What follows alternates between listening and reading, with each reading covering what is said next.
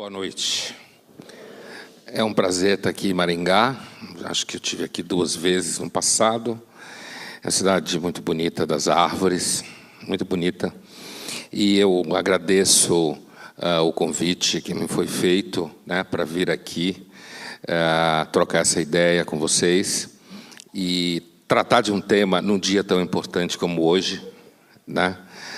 Mais um dia cheio de notícias novas na política, que não é a nossa pauta, mas em algum momento a gente pode chegar lá, né? A intenção era refletir um pouco mais sobre o que em filosofia se chama de moral, né? Que é um pouco a vida do comportamento, a vida dos afetos, e como isso impacta, seja o mundo do trabalho, seja o mundo da educação, o mundo da família. Então, a minha ideia nesse trajeto é falar um pouco em geral sobre essa questão do sofrimento, né?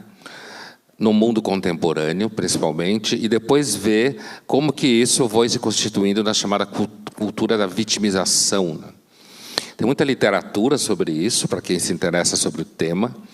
A cultura da vitimização é um cenário que aparece assim, tipo nas escolas, ou no próprio mundo das empresas. O mundo das empresas é um pouco mais difícil, porque você tem ali uma coisa que tem a ver com dinheiro, produção, e então você não pode brincar muito com isso. Apesar de que hoje está na moda chamar gente de colaborador, se não produzir, você é demitido do mesmo jeito, né? Mas no mundo da educação, que educação é uma atividade um pouco vaga, né? Você percebe o impacto geral que a educação tem na sociedade quando o professor faz greve. Ninguém nem percebe. E de universidade, então, se o professor fizer greve na universidade, assim, em São Paulo, costuma-se dizer que quando o professor de universidade faz greve, melhora o trânsito. Professor de escola, aí tem um impacto depois de algum tempo, porque aí as mães não conseguem trabalhar, porque não tem onde pôr os filhos e tal. Então, veja, eu vou falar dessa discussão do lado de fora da cultura da vitimização.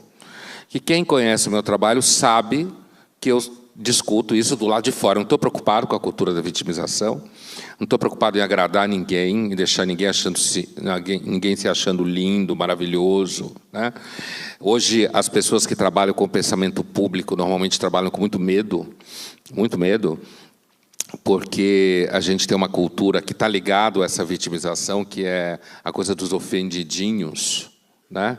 Você fala uma coisa, para vocês terem uma ideia, uma vez eu fiz um comentário numa coluna em que eu fazia uma analogia com neandertais, e eu tenho o maior respeito pela pré-história, né? Quem conhece meu trabalho sabe disso, adora a pré-história. Acho que a gente é uma espécie paleolítica perdida no mundo contemporâneo. Mas eu fiz uma analogia com os neandertais, eu recebi um e-mail de uma leitora da Folha irada comigo, dizendo que eu deveria respeitar memórias dos neandertais, porque eles foram a primeira vítima da ganância humana. Eu acho que tem um ganho psicológico em você achar que se identificar assim, com supostas vítimas, porque aí você se acha legal. Você acha que você é uma pessoa, na realidade, melhor do que você é. Como, por exemplo, você está muito preocupado com o que acontece com as crianças na África, ao mesmo tempo que você aderiu à não natalidade, porque é um fato, principalmente entre os jovens. Porque é muito mais fácil você se preocupar com criança na África do que ter uma na sua casa enchendo o seu saco, certo? Então, a cultura da vitimização, ela tem uma coisa que ou a cultura da vulnerabilidade, ela tem uma coisa que quem é vítima não é responsável moral por nada. Quem é vítima, considerado vítima, está num lugar que, então, você não pode causar nenhum estresse. Na escola, isso tem crescido muito, né? Eu já disse em vários lugares, eu tenho a impressão que, dentro de algum tempo, alguém no Ministério Público vai inventar de processar um professor por assédio moral porque ele reprovou o aluno, né? Quem trabalha com escola sabe o que eu estou dizendo. Essa pressão, cada vez mais, que tem a ver, inclusive, com a medicalização. O aluno chega com diagnóstico.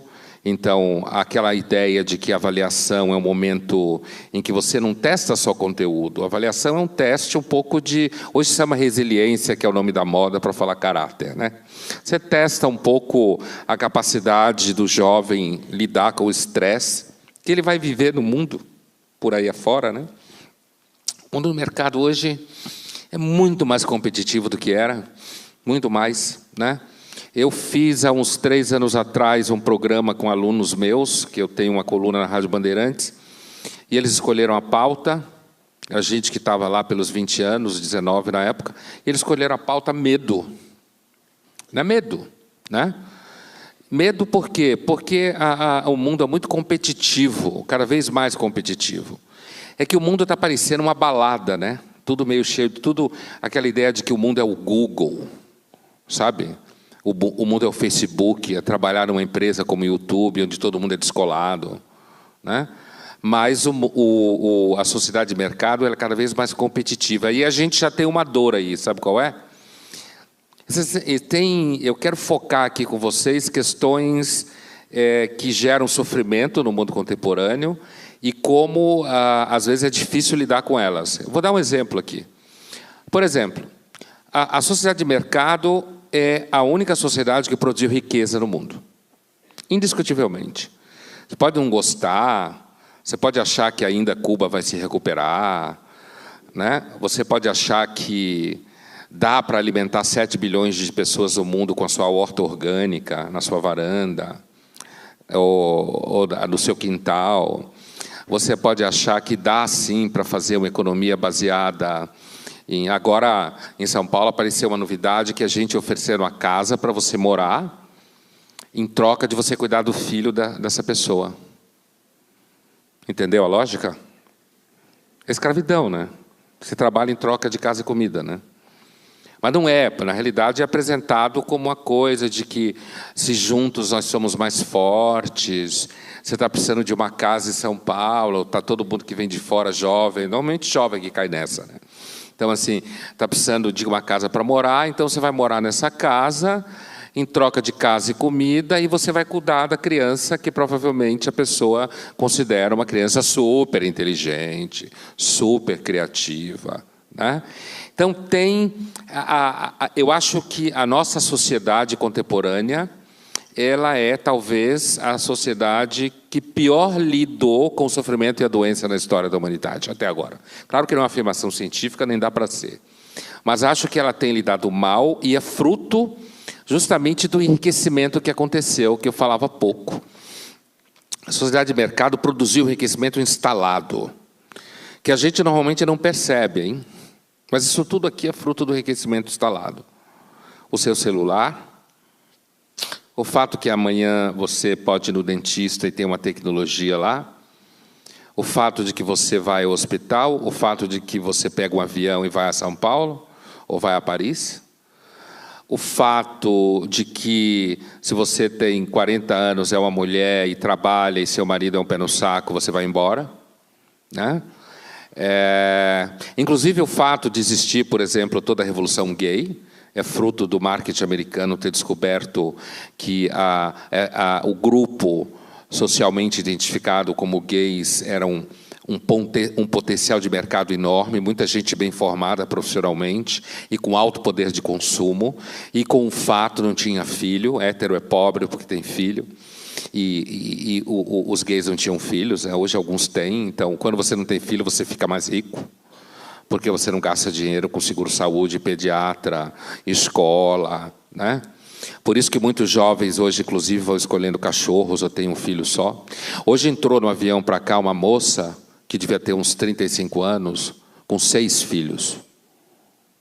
Ficou todo mundo chocado no avião, inclusive eu. A gente queria perguntar para ela, a senhora tem algum problema?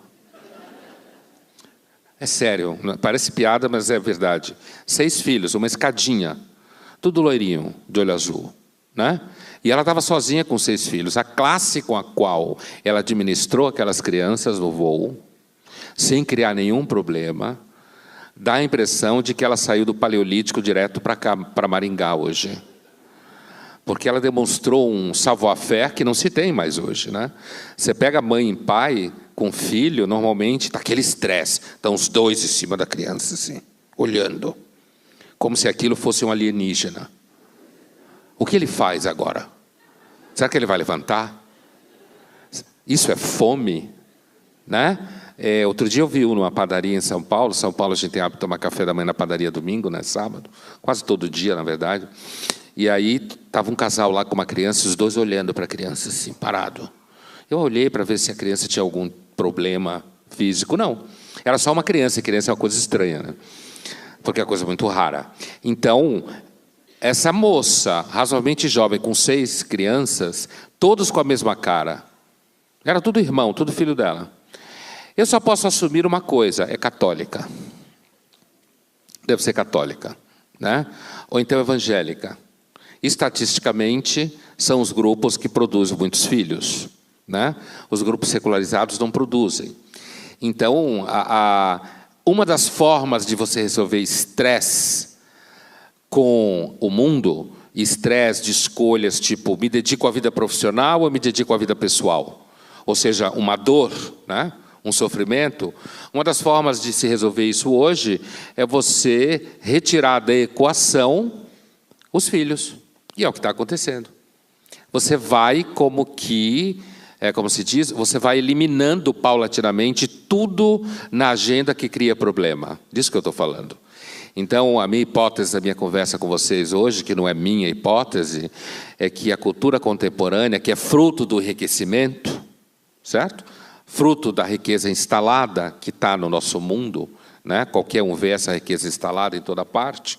É claro que tem a África, tem gente pobre, né? É claro que tem, mas a humanidade sempre foi pobre e miserável. A novidade é você não ser pobre e miserável, né? A novidade hoje é todo mundo poder ter celular, por exemplo, ou ter carro, ou bicicleta, ou sei lá o quê, né? Isso que é novo. A possibilidade de uma riqueza maior é novo. Com isso eu não quero dizer que o capitalismo é lindo, não. O capitalismo tem um monte de problema.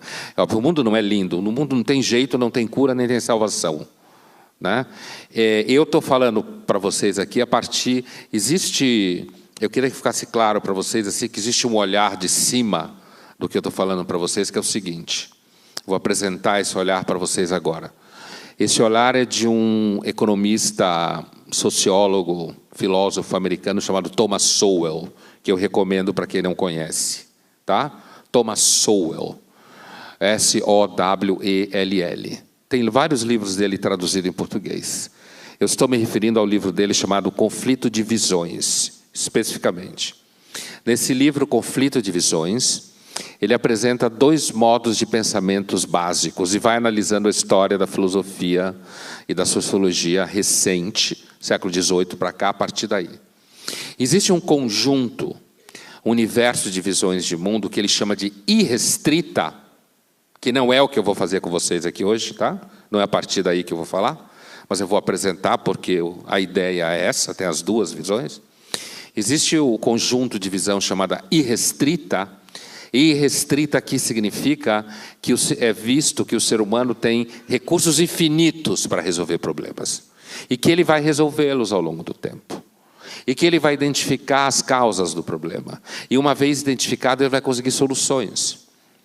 Portanto, esse conjunto, digamos assim, essa visão de mundo, ela está muito associada a filósofos como William Goldwyn, talvez vocês não conheçam, só quem for da filosofia, é o pai da Mary Shelley. A filha ficou mais famosa do que ele. A filha casou com o poeta Shelley e virou Mary Shelley. O nome de solteira dela era Mary Goldwyn. Filósofo do século XVIII inglês, ancestral do utilitarismo, Jeremy Bentham, John Stuart Mill, né? O Marx, na segunda parte, na projeção de futuro dele, Rousseau, com certeza, tem uma concepção de uma visão de ser humano irrestrita, ou seja, o ser humano é rico, não existem limites da sua própria natureza, não existem problemas irresolvíveis, tá? Existe um outro conjunto que ele vai chamar de visão restrita, que é da onde eu estou falando com vocês aqui. Eu estou olhando desse ponto de vista. O que é a visão restrita?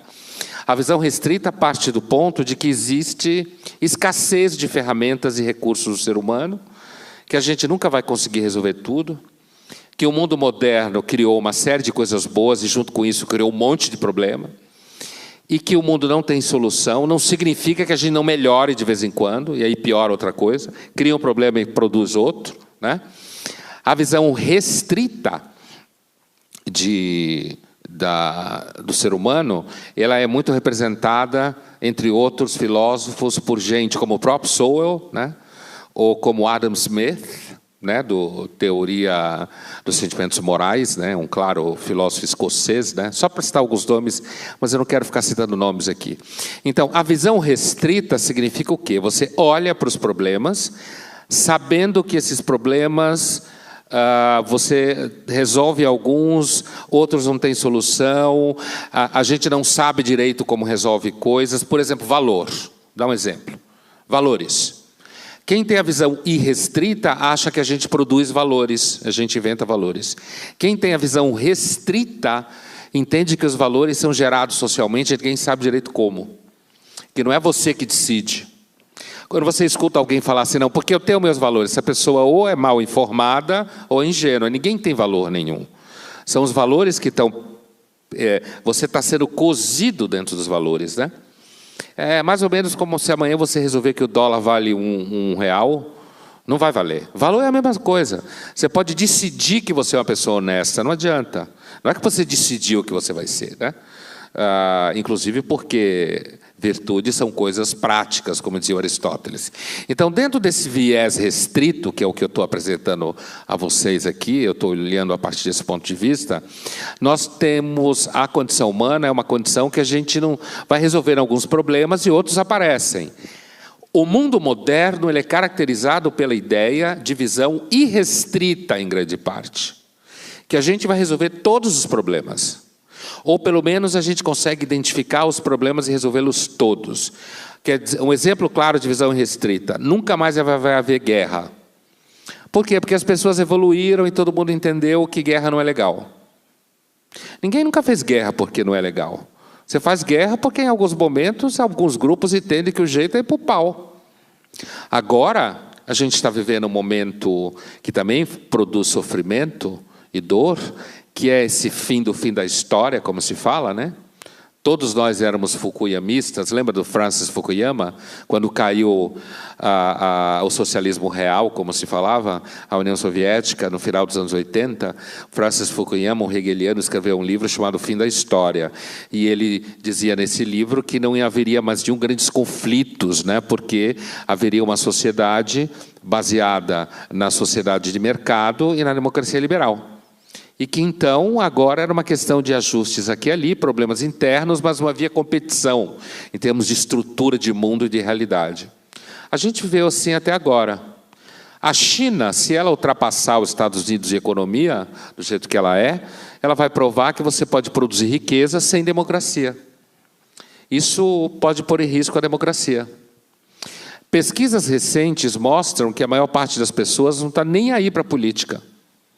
Ela só se preocupa com política quando aperta o bolso ou quando tem alguma crise muito grande, que normalmente é econômica, né? Veja agora, tudo que está acontecendo a gente continua vivendo normalmente, aqui no Brasil e no mundo inteiro, não é só aqui no Brasil. Então você tem, as pesquisas recentes em ciência política, empíricas, mostram que a tal da consciência política é um mito. Você pode estudar, ser o PhD e ser uma anta. Fazer escolhas completamente absurdas, né? Escolher coisas... Não há nenhuma garantia de que você é mais culto, você faz escolhas, sei lá, mais certas. Não é que se você não aprender a escrever, você vai ser mais legal, não é isso. Então, dentro desse ponto de vista que eu estou falando, a tese que eu estou sustentando com vocês é assim, existe sofrimento, existem questões insolúveis, a gente dá um jeito nelas, esse jeito que a gente dá cria outros problemas, e no mundo contemporâneo a gente tem uma característica, fruto do enriquecimento, que é uma tendência a querer construir uma cultura em que todo mundo é vulnerável, todo mundo é coitadinho, você não pode fazer ninguém sofrer. Ou seja, a gente tem a intenção de fazer o mundo onde todo mundo vai se amar e todo mundo vai se respeitar. Isso nunca vai acontecer. Em algum momento, quando você... Outro dia eu estive num evento em que a gente estava numa mesa e uma pessoa que estava comigo na mesa, ele falou que a intenção para que a gente tivesse um ambiente de trabalho completamente respeitável é que uma pessoa não tocasse na outra. Porque se você tocar na pessoa, isso já pode ser indício de assédio moral ou sexual. Então, na hora que o Brasil virasse civilizado, no ambiente de trabalho, ninguém tocaria em ninguém. Eu acho que isso é paranoia. Além do mais, para nós, brasileiros, que gostamos de tocar uns nos outros. E não necessariamente significa que você vai levar ninguém para a cama por causa disso, né? Mas, então, você vai criando mecanismos de controle do comportamento, certo? Inclusive no mundo corporativo e nas escolas, né? Você vai criando uma cultura paranoica. Por exemplo, há muito tempo, os Estados Unidos, que produziu essa cultura, muitos professores nem falam com alunas com portas fechadas. Por quê? Porque senão pode ser acusado de qualquer coisa, né? E então o melhor é que você deixe tudo completamente transparente, tudo completamente controlado. Por quê? Porque existem problemas e a ideia é de que você vai resolver os problemas criando um universo paranoico, e esse universo paranoico pressupõe que existem vítimas, e essas vítimas, sempre você vai ter que achar que você está lidando com uma vítima, que é vulnerável, que não pode ter estresse, que não vai surgir ali nenhuma zona de conflito, e você vai criando grupos da sociedade que são grupos absolutamente intocáveis. Por que isso? Porque você quer combater o preconceito, em alguns casos, né? E aí você cria regras para isso, e essas regras se tornam, por exemplo, uma coisa que a gente conhece, vocês devem conhecer, chamada politicamente correto, né? Eu escrevi esse livro em 2012, né, que foi um livro que marcou muito, vendeu muito até hoje. Mas, assim, esse tema do politicamente correto, quem é da universidade sabe. Politicamente correto é um truque para você destruir carreira de quem você não gosta. É isso que é politicamente correto. E na mídia é uma forma de você fazer com que a pessoa que escreve trabalhe até medo do que fala e do que escreve, porque um procurador de algum estado pode resolver processar você porque você usou a frase tal. Então, você está querendo resolver um problema, por exemplo, racismo, que é um problema sério, mas aí você cria métodos paranoicos, e esses métodos paranoicos, querendo controlar o comportamento das pessoas, acaba gerando, na verdade, dentro da universidade, por exemplo, grupos que destroem carreiras de colegas, acusando-os de politicamente correto, incorreto, disso e daquilo, ou na imprensa, pessoas que escrevem com medo. Porque você nunca sabe, alguém vai se ofender porque você usou a palavra azul. E essa palavra azul significa, né, que outro dia uma advogada me explicou isso no ambiente, que era assim, existe um inconsciente coletivo, o Jung já foi para o saco nessa. Existe um inconsciente coletivo, e esse inconsciente coletivo pressupõe que você é culpado. Ela não estava falando de mim, não. Nunca tive esses problemas até hoje, eu sou muito cuidadoso, na verdade, mas assim, ela estava dizendo, o fulano X é culpado. Por quê? Porque o inconsciente coletivo pressupõe que os homens estão sempre com ideias sexuais com relação às mulheres. Portanto, ele é culpado, mesmo que ele não saiba o que ele quer. Certo? Ou seja, você tem aí uma inversão da ideia de que todo mundo é inocente antes de ser culpado, e você tem uma teoria aí de que, por exemplo, se eu uso a palavra judiar, é porque eu não gosto de judeus. Certo? Por exemplo. Né? Então, isso vai criando um controle da linguagem. Todo mundo que estudou historicamente o fascismo sabe que uma das coisas que o fascismo nazista fez foi controlar a linguagem. Então, do ponto de vista da visão restrita que eu estou apresentando, existem uma série de problemas, e esses problemas nem sempre têm solução fácil e não têm solução. É importante combater preconceito e violência, mas as formas que você combate esse preconceito e violência não pode chegar ao ponto de que você crie uma situação em que filhos devem denunciar os pais, porque então tem algum procurador em algum lugar que acha que os pais são obrigados a amar os filhos. Quem diz que você é obrigado a amar alguém?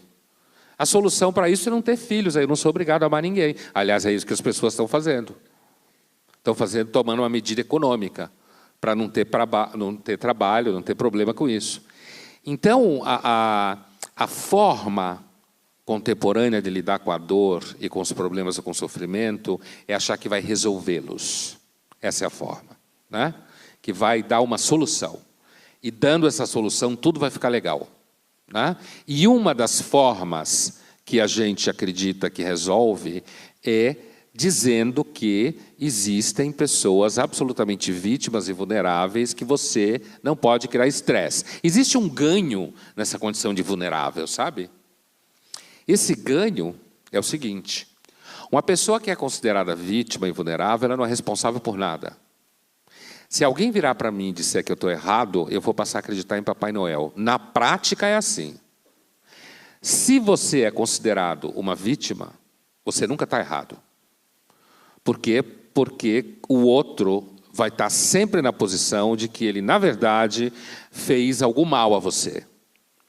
É isso que faz com que, por exemplo, você vá se tornando cada vez mais impossível você reprovar alunos na escola desde cedo. Esse é o exemplo, né? Isso vai fazendo com que, um exemplo de alguns países da Europa, que muitos de vocês aqui conhecem, que, um especificamente aqui, que eu não vou citar, mas é um país bastante importante na Europa, muito conhecido, em que nos bares tem uma lei em que os homens não abordam as mulheres. Por quê? Porque se abordar, pode ser acusado de assédio. Então, o que acontece? Eles nem falam com as mulheres. É mais seguro. Não fala, você pode ser acusado de assédio. Significa o quê? Tem uns homens por aí insuportáveis, assim como tem mulheres, mas homens violentos tem, sem dúvida. Você precisa de formas de cuidar disso? Precisa. Mas quando você cria uma lei que se alguém aborda você num bar, você pode ir preso, ou você pode ser acusado, seja lá o que for, o que você faz? Você não aborda ninguém. Então, o que acontece com esses europeus? Quando vêm para cá, se atola no carnaval. Acha o Brasil lindo, maravilhoso. Acha que aqui a gente vive. Em que aqui... Tem um filósofo alemão muito importante que teve aqui, o Peter Sloterdijk, que ele me disse certa feita que a impressão que ele tinha do Brasil é que o Brasil era uma arena romana. Que aqui a vida é breve, bruta, violenta, quase Hobbes, né?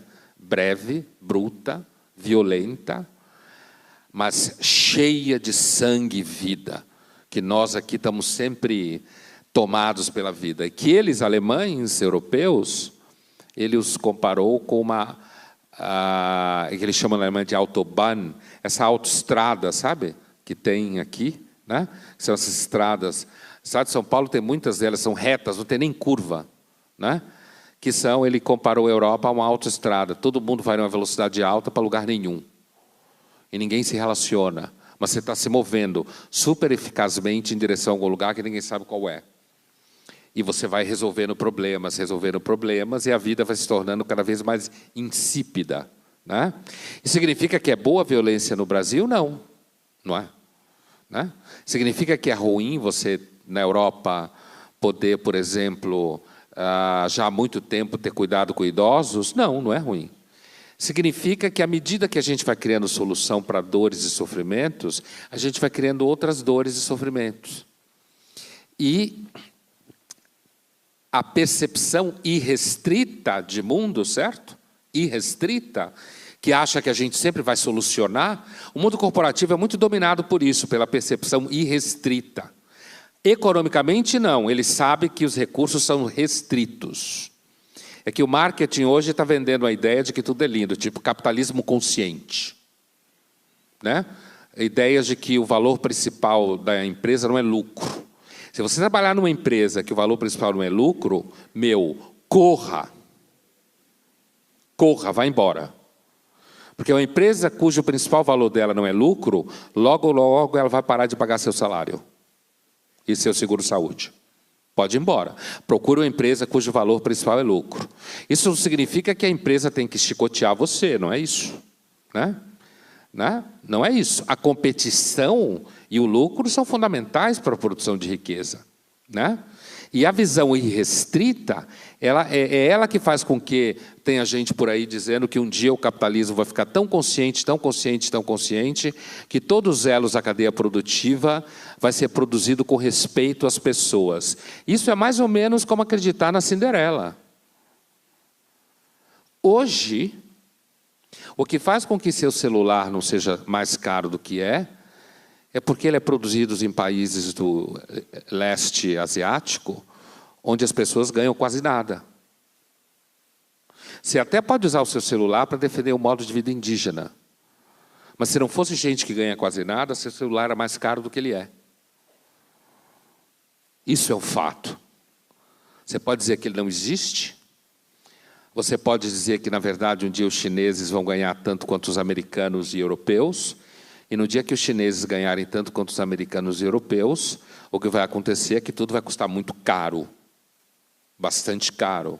O Trump ganhou a eleição americana mentindo, dizendo esse tipo de mentira. Nós vamos trazer de volta as empresas, a grande indústria pesada para os Estados Unidos, vamos tirar da China, da Tailândia, da Índia. Mentira, não vai trazer. Quem é que vai botar a empresa no lugar que custa mais caro? Ninguém. Existem dois tipos de dinheiro no mundo, o seu e o dos outros. Com o seu você é econômico, com os outros você acha que pode dar para todo mundo. Existem dois tipos de dinheiro no mundo. Então, a experiência do sofrimento, a experiência da dor ao longo da história sempre moveu a humanidade. Sempre fez com que a gente enfrentasse problemas.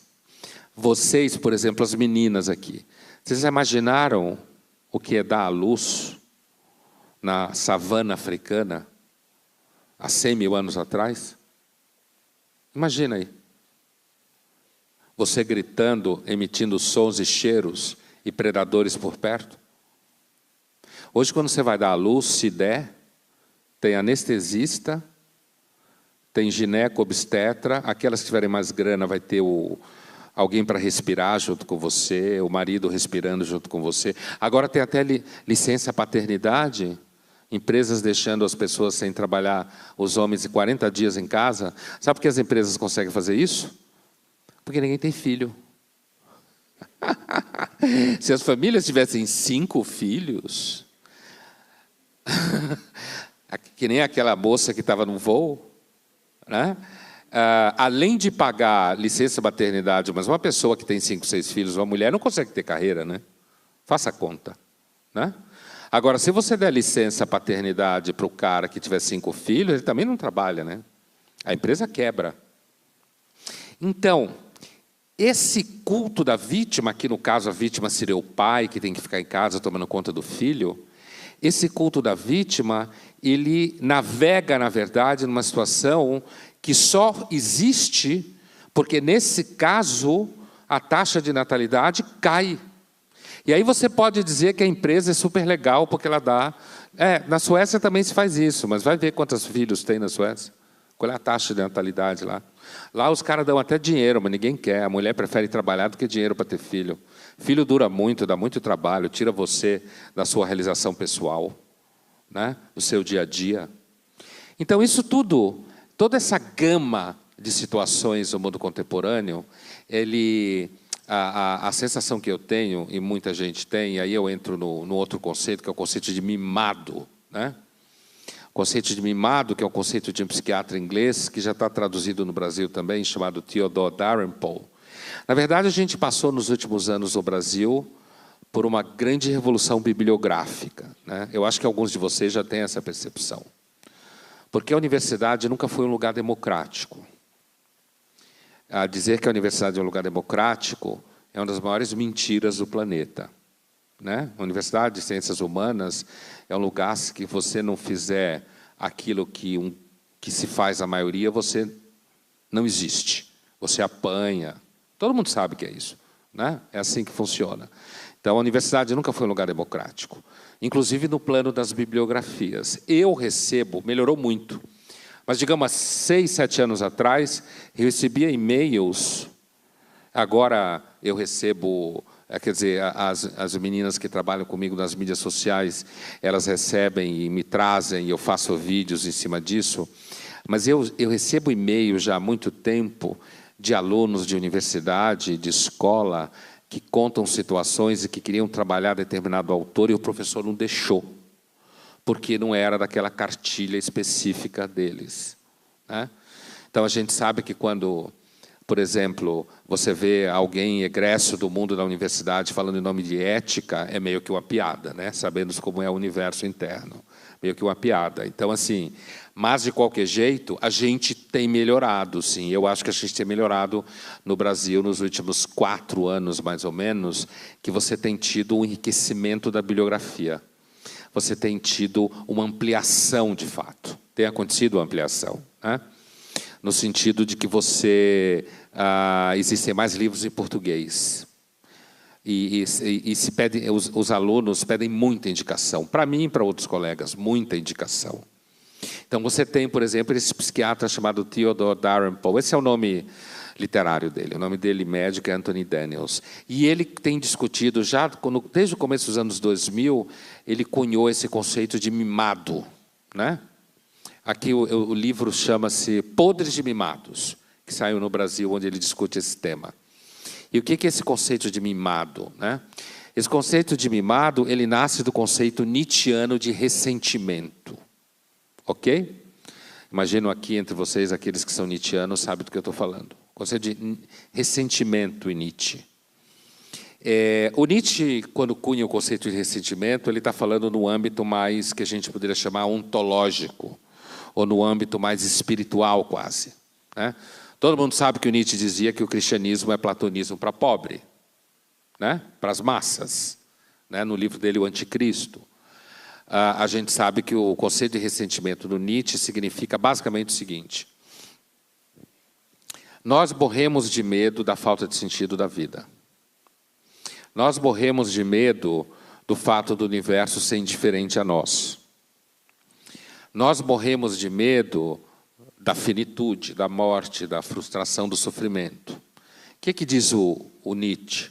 O Nietzsche diz que o Platão criou o mundo perfeito, que é o mundo das ideias. Aqui é de brincadeirinha, lá é para valer. E, portanto, essa vida aqui não é a vida real.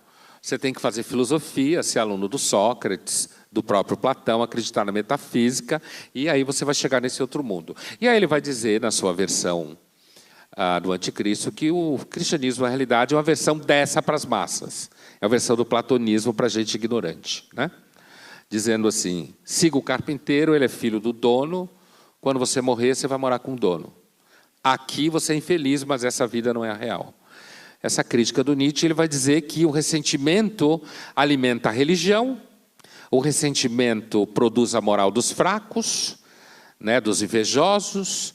O ressentimento é essa raiva que a gente tem do universo de não nos amar e ser indiferente a nós, né? E aí o Nietzsche vai dizer, como todo mundo sabe, que para você conseguir transvalorar, né, você ser fonte de valor para si mesmo, você precisa atravessar o ressentimento e o medo da falta de sentido da vida. O Nietzsche era um filósofo trágico, né? Todo filósofo trágico parte do pressuposto que existe um impasse, né? A condição humana é um impasse que não tem solução, e você lida com esse impasse das mais variadas formas.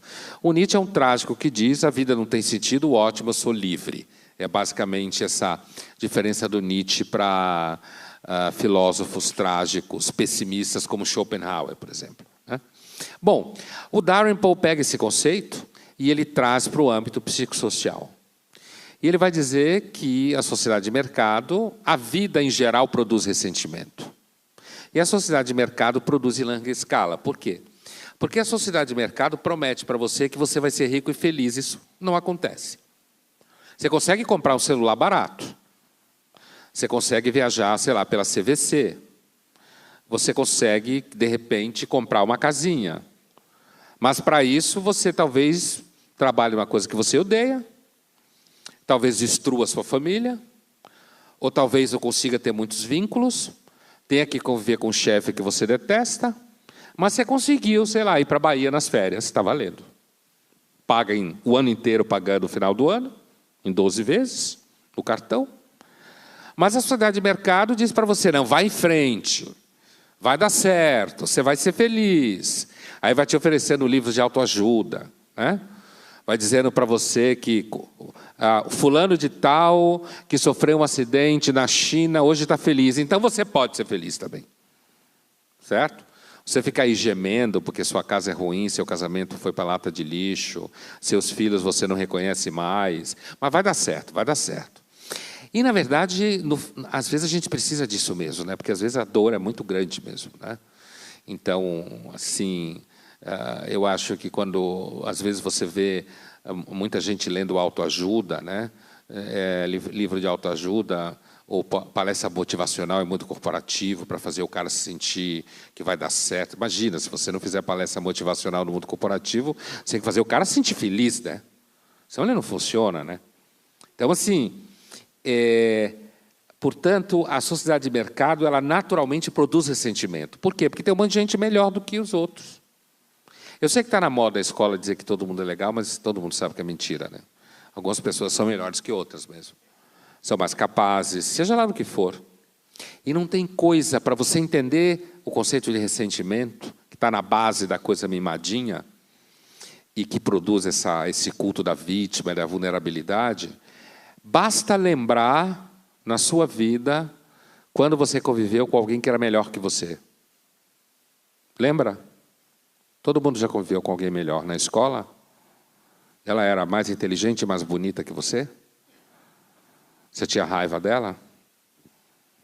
Eu sei que está na moda dizer que não, porque hoje é todo mundo cheio de bons sentimentos. Né?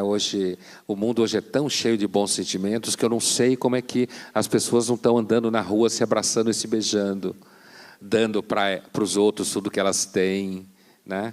E tão bons sentimentos que têm. É todo mundo super lindo, assim. Mas assim, né? Então, assim, do tipo, venha morar na minha casa, eu te dou casa e comida, você cuida do meu filho. Não é uma relação de escravidão, não. É uma relação de empoderamento mútuo. Né? Então, assim, mas essa coisa que eu falava do todo mundo, eu sei que todo mundo hoje se acha legal e tal, faz parte do marketing, mas assim, a verdade é que quando você convive com uma pessoa, lembra de uma pessoa que era melhor que você? Que humilhação que é. Né? No trabalho é uma humilhação desgraçada uma pessoa melhor que você. Você reza para que demitam ela. Porque eu lembro de um filme que tinha um cara na empresa, era uma loja de carros. E o cara vendia muito bem, era muito feliz. E o chefe tinha uma raiva dele mortal. E o cara já era um cara de 50 e poucos anos, que toda sexta-feira levava flor para a mulher. E o chefe, que já tinha separado umas 3, 4 vezes, e achava todas as esposas que ele teve um saco, ele não entendia como é que um sujeito de mais de 50 anos, casado há 30 anos com a mesma mulher, levava flor para a mulher dele. Tem alguma coisa errada nisso. Essa mulher não existe.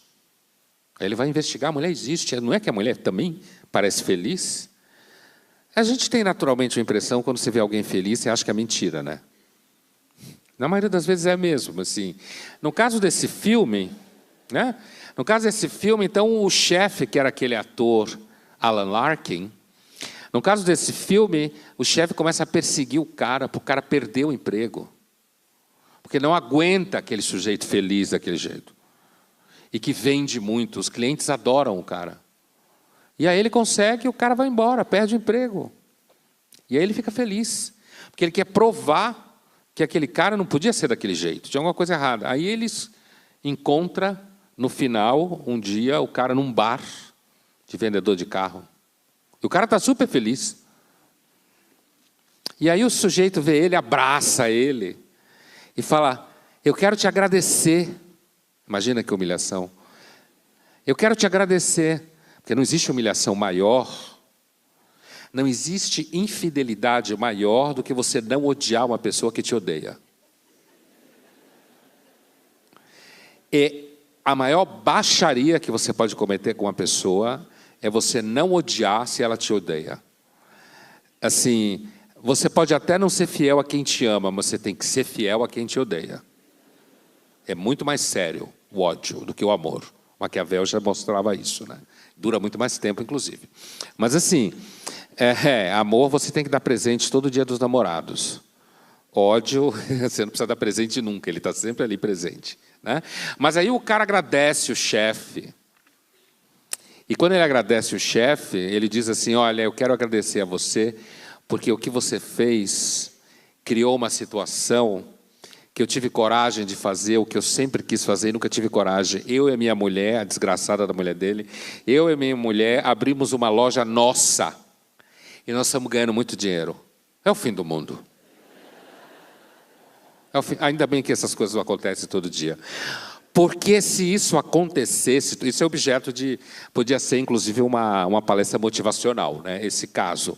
Mas, assim, a sorte é que não acontece isso todo dia. A maioria não é tão feliz assim, a maioria não leva flores sexta-feira para a mulher. E com isso eu não estou querendo dizer que é impossível ser feliz. Eu não estou preocupado com isso. Eu estou querendo refletir sobre essa questão da relação com a dor e as mudanças e as transformações, né? E a dificuldade de lidar com isso. O que esse filme mostra? Esse filme mostra o ressentimento do chefe. O chefe tinha um ressentimento horroroso pelo seu parceiro de trabalho, né? Pelo seu subalterno, na verdade. E esse ressentimento fez com que ele demitisse o cara. Então, o ressentimento é uma sensação de que você merecia mais do que você tem. E quando você encontra em alguém isso, te dá mais raiva ainda. Então, ela é bonita, inteligente e rica. Demais. Né? É demais para suportar uma pessoa assim. Se ela for metida, você está salvo. Porque pelo menos você por dentro é melhor. E como a gente nunca sabe o que é por dentro mesmo, está tudo valendo. Né? Você pode dizer que você é melhor. Então, o ressentimento, portanto... A sociedade contemporânea de mercado, ela produz muito ressentimento. Muito ressentimento. E é só agora a gente está começando a usar. Tem um livro recente de um indiano radicado na Inglaterra, chamado Pankaj Mishra. O nome do livro é The Age of Anger. É uma análise geopolítica do mundo.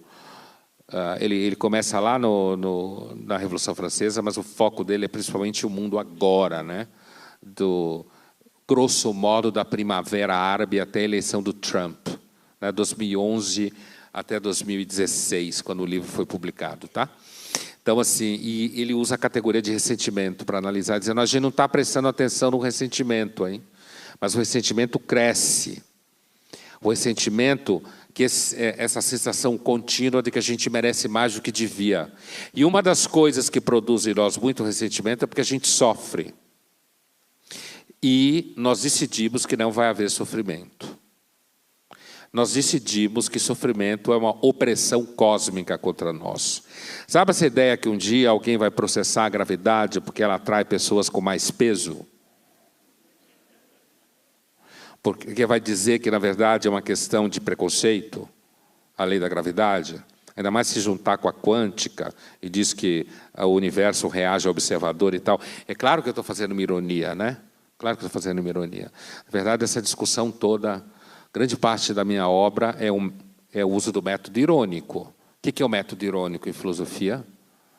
Cético é um método em que você quer mostrar que os argumentos não ficam de pé, né? Esse é o método cético. Se compara argumentos. O que é o método irônico? A ironia, ela é pior que o ceticismo, né? Porque a intenção da ironia... A suposição da ironia é de que existe algo atrás do argumento que não quer se revelar. Então, a ironia é um método moral. O ceticismo é um método epistemológico, como se fala, de conhecimento, né? De argumento. A ironia é um método moral. É o método de você trazer para a luz alguma coisa que aquela discussão esconde. Então, esse processo...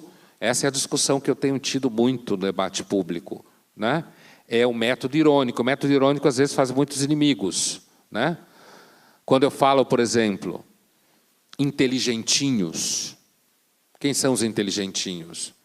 São pessoas que acham que porque conseguem chegar no trabalho em São Paulo de bike, todo mundo devia andar de bike, mas ela mora a 4 quarteirões do trabalho. Mora na Zona Oeste, é dona do seu próprio negócio, ou então tem 18 anos e não tem nenhuma responsabilidade com coisa nenhuma.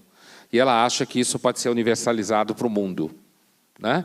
Esse método irônico, a intenção dele é trazer à tona alguma coisa que não quer se revelar. E o que nessa discussão que eu estou tendo com vocês hoje aqui, o que eu estou querendo trazer à tona? A nossa tentativa contemporânea de mentir sobre o fato de que a dor e o sofrimento continuam e talvez não tenham solução. Não tenham solução. E quando a gente resolve dizer que nós vamos resolver isso através de uma lei que cria vítimas e uma cultura de vítimas, para acabar com o sofrimento social, a gente, na verdade, produz outro tipo de problema, do tipo, você dá dinheiro para a gente não trabalhar, e essa pessoa, como na Inglaterra, o Darren Paul mostra os dados, tem 3 gerações de famílias que não trabalham, só ganham dinheiro do Estado. É claro que o Estado está quebrado lá, ele está quebrando e não tem solução. Ele está quebrando. Mas, assim, o que está atrás da nossa relação com a dor e com o sofrimento no mundo contemporâneo é uma negação dos problemas que a gente cria. Quer ver outro exemplo? As pessoas vivem cada vez mais. Essa semana eu gravei uns vídeos na Folha, que é uns vídeos em que a gente conversa com os comentários, né? A redação escolhe os comentários e a gente conversa. A gente grava vídeos respondendo, comentando os comentários, né?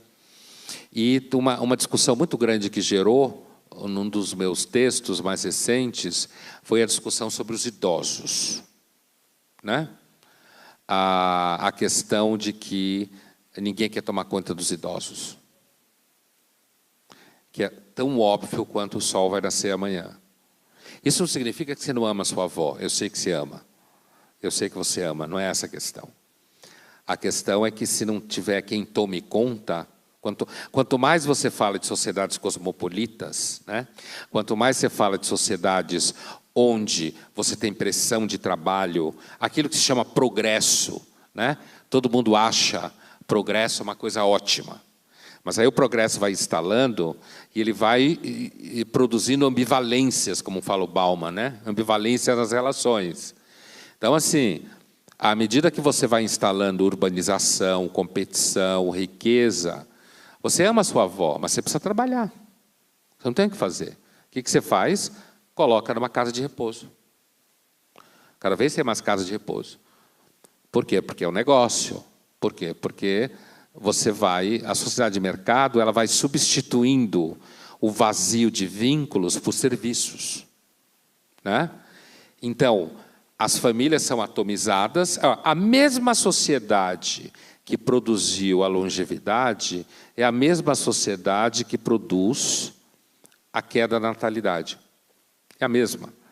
Porque, à medida que as pessoas vão vivendo mais, elas vão querendo curtir, elas precisam de dinheiro para viver mais, elas vão pensando na saúde delas, elas não querem estresse, então elas vão optando. Se você olhar a curva como um todo, né, do começo até o fim, essas pessoas, à medida que elas vão tendo poucos filhos, tem menos filhos para tomar conta delas. Resultado, elas vão ficando solitárias. Então, você tem aí um caso muito claro de olhar restrito sobre o mundo. Não tem jeito. A gente vai viver cada vez mais, mas a gente vai ser cada vez mais sozinho. Não vai ter quem tome conta da gente. E aí, tem pessoas que, quando você fala uma coisa dessa, xingam, falam: você não deve nunca ter amado os seus avós, né? Você não está com medo, não? Você não tem 20 anos, Pondé. O que você está falando? Né? Quer dizer, você já deve estar lá por quase 60 anos. Que absurdo, você não respeita os idosos. Nada disso. Não é nada disso. Isso daí, essa reação, é um exemplo típico de culto da vítima. Entende que eu estou discutindo vítima, eu não estou discutindo vítima. Certo? Eu não estou olhando para o mundo do ponto de vista de uma relação com vítima. Eu estou olhando para o mundo tentando entender um processo. E esse processo acontece à revelia de eu e você. Mas nós realizamos o processo. Quando a gente vai tomando certas decisões, a gente vai produzindo resultados. E um dos resultados que a gente vai produzindo é a produção de pessoas atomizadas. Single, como se fala hoje, que é o nome chique. Single. Né? Porque você vai trocando. Antigamente, quando você ficava em casa cozinhando, você ficava em casa cozinhando. Agora você faz comfort food. Né? Assim, comida comfort. Não, porque você sabe, tem essa coisa, né? Às vezes você está com preguiça de sair de casa, aquele estresse. Principalmente para quem mora em São Paulo, né? Porque São Paulo é uma cidade que você acorda atrasado todo dia e vai dormir tarde e não fez tudo que tinha que fazer. Isso se sua vida estiver dando certo. Né? E assim, é claro, tem a vida cultural, tem aquilo tudo, mas só quem aproveita essa vida é quem mora fora de São Paulo. E vai lá e fica fazendo tudo durante a semana. E o seu amigo e amiga que mora lá chega em casa assim, acabado. Sem conseguir fazer nada que você faz quando vai de Maringá passar uma semana lá para curtir a vida cultural. Né? Mas assim, então veja, a gente combateu a dor que é a morte, vive mais. Combateu a dor que é o envelhecimento, produz mais saúde. Você vê aquele cara correndo com ele, tem 70 anos, a mulher do lado dele tem 35, ele toma 10 remédios quando acorda de manhã. 10. Porque, inclusive, um deles, senão não mantém a mulher de 35 do lado dele. Né? 10 remédios. Né? Então, assim, olha o combate da dor aí. Só que isso vai produzindo solidão e isolamento. Claro, você tem dinheiro, você até fica bem na fita. Né? Se você não tem dinheiro, você vai parar na casa de repouso, porque idoso com patrimônio normalmente é mais respeitado do que idoso sem patrimônio. Se você tem uma cultura de vítima, você gosta de ser vítima, você acha que o mundo está dividido entre opressores e oprimidos o tempo todo, né? Você vai dizer, não, mas que falta de respeito com idosos. Mas não é falta de respeito com idosos. Eu estou refletindo. Quer ver um outro tema relacionado a isso? Cada vez mais você tem avós que querem aprender com as netas. Mãe que quer aprender com a neta. É o fim da picada. A neta, a filha, fica horrorizada com isso. Porque, na verdade, quando a mãe quer aprender com a filha, está dizendo para a filha que a filha não tem futuro. Né? Ou o cara quer aprender com o pai não tem, o pai quer aprender com o filho. Tem coisa, eu vejo isso na sala de aula, os alunos odeiam quando o pai, separado, de 60 anos, quer pegar as colegas dele de faculdade, morre de vergonha disso. É o tiozão do grupo. Né? Os alunos odeiam esse negócio aí. Né? Então, assim, então você tem aí uma solução de um problema que é o envelhecimento, muito claro.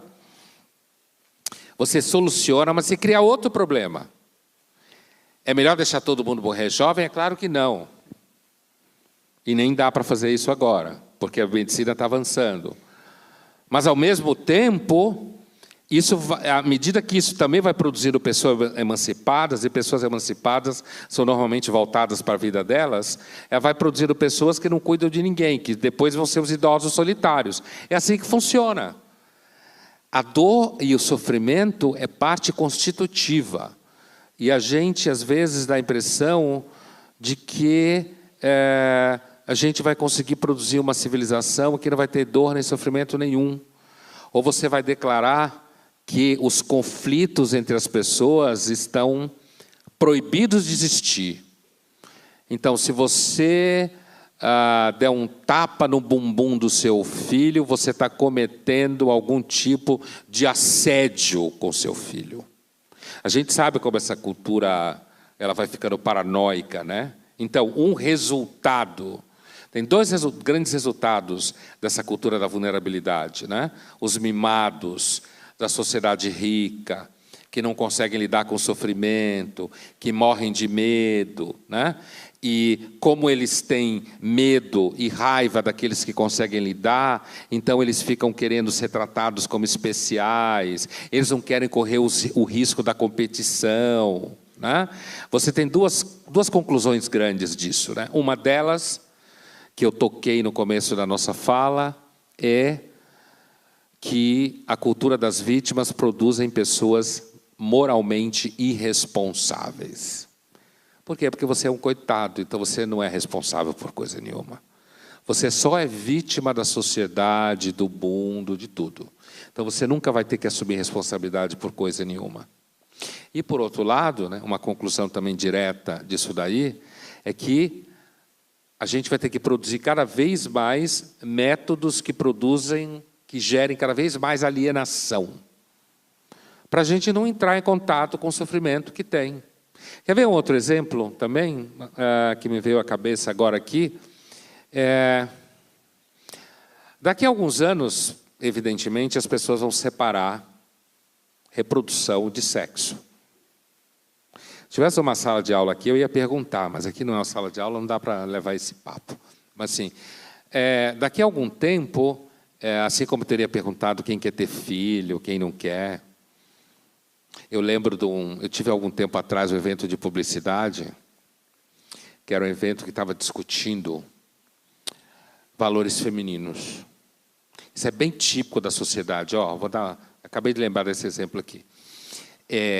Discutindo valores femininos.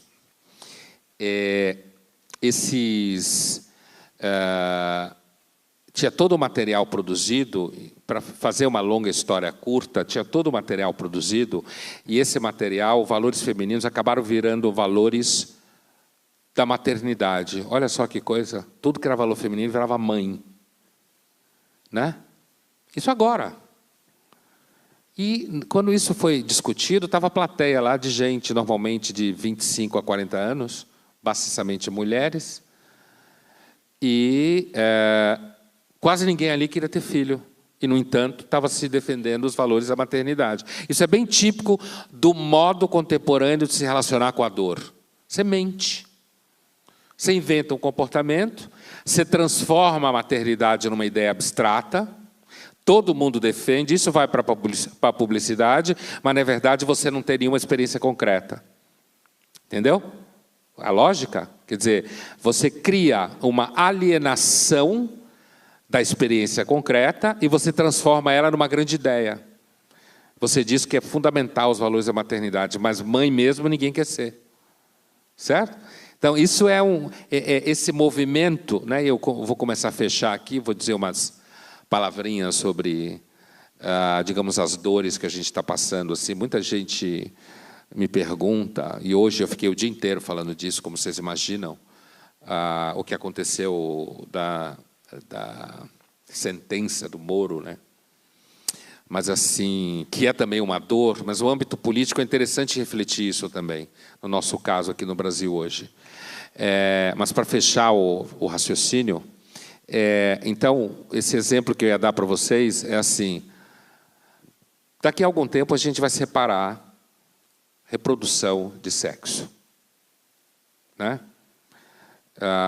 Quem reproduzir via sexo vai provavelmente ser punido de alguma forma. O seguro-saúde vai ser muito caro, e os próprios filhos que foram reproduzidos via uma gozada vão reclamar dos pais. Porque pessoas sérias vão reproduzir em laboratórios, vão escolher embriões, né? Genes. E por uma razão muito simples, porque a tendência do mundo moderno é tirar o sofrimento e a dor. Eliminar ele de circulação. Só que isso vai produzir o quê? Isso vai produzir uma sociedade cara.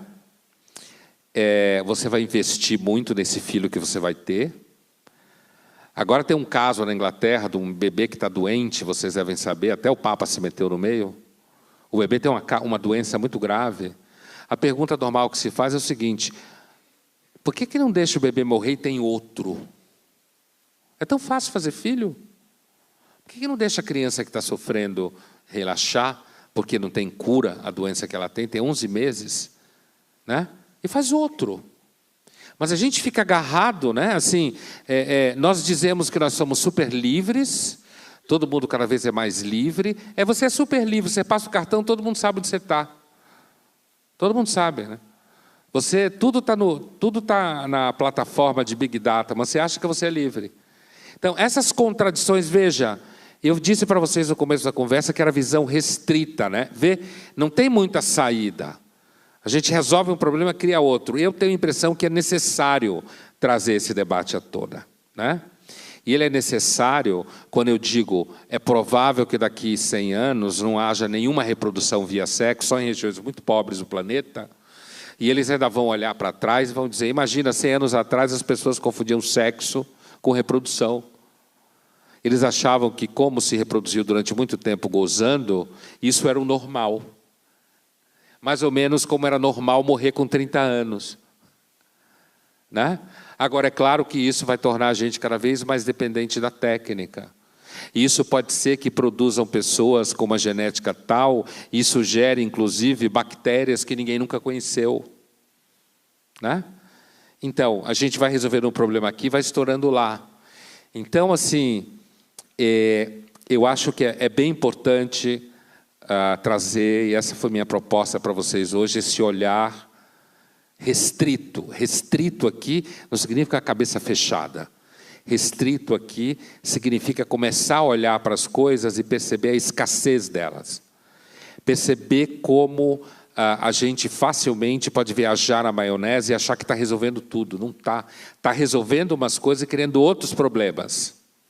E em relação à política, esse debate é infernal.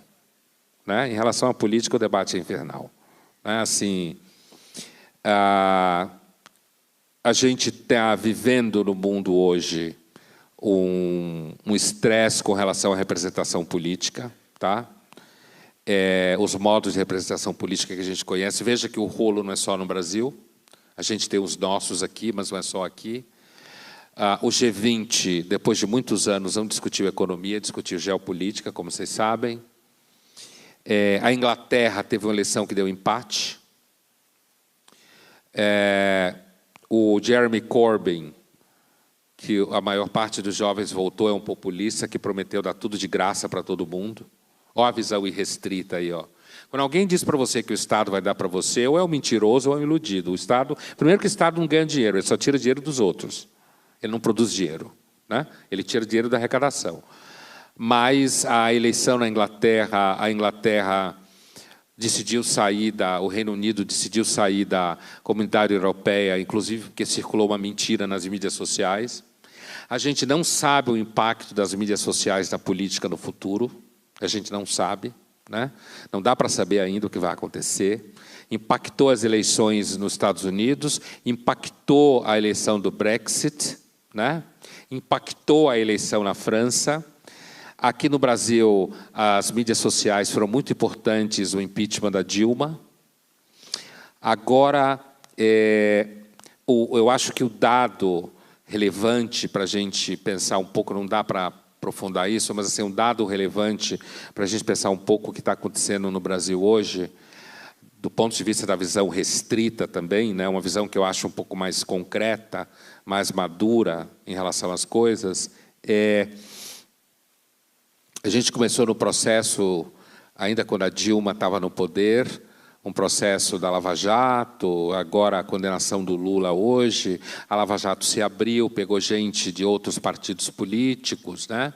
Pegou maciçamente empresários, mas uma coisa que começou a acontecer nos últimos meses é que o Poder Judiciário ele se tornou muito protagonista, e esse protagonismo do Poder Judiciário começou a mostrar os conflitos internos dele. Né? Começou a mostrar as simpatias ideológicas, os possíveis jogos políticos, assim como quando o Moro vazou as conversas da Dilma com o Lula, certo? Lá atrás. Né? E depois o caso do Joesley, de repente, falando que o Temer era o líder da quadrilha, né? Como se o Temer tivesse sido o presidente do país dos últimos 15, 16 anos. Né? Ou tivesse o controle de tudo. Então, mas uma coisa que eu acho importante do ponto de vista político hoje no Brasil, eu acho que a população brasileira está até agora agindo de forma bastante madura, né? A gente está enfrentando o que está acontecendo, trabalhando, tocando a vida. As pessoas não foram para a rua pedindo a cabeça de ninguém mais, né? Porque existem duas coisas em jogo, muito importantes, nesse processo aí, que é conseguir chegar em 18 sem ruptura institucional, não ter uma eleição de populistas em 18. Isso, independente da discussão da Lava Jato, independente da discussão de que o Temer talvez caia, porque agora existe a opção Maia, e as forças que estão segurando o Temer talvez vejam no Maia uma opção com menos passivo ético. Então, troque do Temer para o Maia. E agora, talvez ele caia por causa disso. Né? Independente desse jogo político, e política Política é gestão, distribuição e conquista de poder. Isso que é política. Assim, ó, você quer ver o que é política? Estou fechando por aqui. Você quer ver o que é política? Olha a sua volta. Veja como é a política na empresa que você trabalha. Veja como é a política na universidade. Isso é política. É assim que as pessoas agem na política. E é assim que elas agem na grande política também. Né? Mas uma coisa que eu acho suma importância e que tem a ver diretamente com esse tema do enfrentamento da dor, a gente precisa tomar cuidado no Brasil, porque a gente corre o risco de ter uma eleição em 2018 que seja uma eleição populista. Tá? Isso é um risco. Risco concreto. A gente tem todos os sintomas. Horror à política institucional, a ideia de que todo mundo é ladrão, que não pode confiar em ninguém, uma certa tendência a achar que legal é o povo do Poder Judiciário, o que é uma bobagem. O Poder Judiciário é o poder como qualquer outro, pressionado por interesses ideológicos, interesses econômicos, do mesmo jeito. Tá? Tem diferenças, conflitos internos do mesmo jeito. Não existe um Poder Judiciário só. Moro e Janot não estão juntos na visão de mundo e visão política. Certo? Mas, então, existe uma tendência a querer encontrar alguém que seja puro, né? Alguém que conserte o Brasil. E se eu tivesse que terminar a nossa conversa hoje falando uma coisa com relação a como enfrentar sofrimentos políticos, a democracia é um regime complicado, é um regime que não é só de voto direto, é de pesos e contrapesos. A democracia brasileira está se saindo bem diante do que está acontecendo. Ela está se saindo bem até agora, dentro dos regimes institucionais que ela tem. E a tentação de eleger alguém que você acha puro, que diz que vai resolver todos os problemas, ou que vai matar todo mundo azul, ou que o azul vai matar todo mundo roxo, tá? Essa tentação é um risco muito grande nas eleições de 18. E a gente precisa ficar atento aos candidatos que vão ter. Né? E as mídias sociais são uma ferramenta de comunicação profundamente de vocação populista. Por quê? Porque as mídias sociais, como tudo circula nelas, a tendência das opiniões é terem quase nenhuma consistência.